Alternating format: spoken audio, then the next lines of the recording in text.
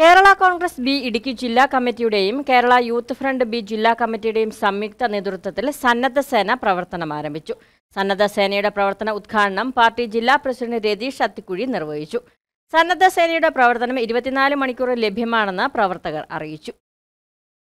നാടിന്റെ നന്മയ്ക്കായി യുവജനതയെ രംഗത്തിറക്കുക എന്ന ലക്ഷ്യത്തോടെയാണ് കേരള കോൺഗ്രസ് ബി ഇടുക്കി ജില്ലാ കമ്മിറ്റിയുടെയും കേരള യൂത്ത് ഫ്രണ്ട് ബി ജില്ലാ കമ്മിറ്റിയുടെയും സംയുക്ത നേതൃത്വത്തിൽ സന്നദ്ധ സേനയ്ക്ക് രൂപം നൽകിയിട്ടുള്ളത്.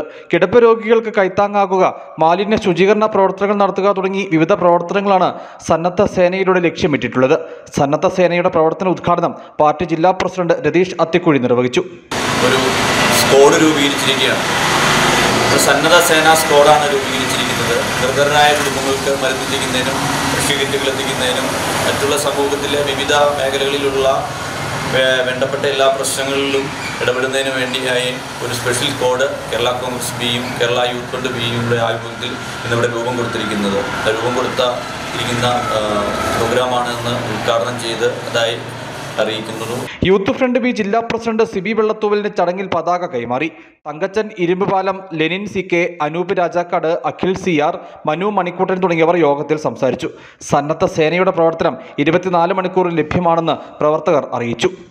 News bureau, Adimali.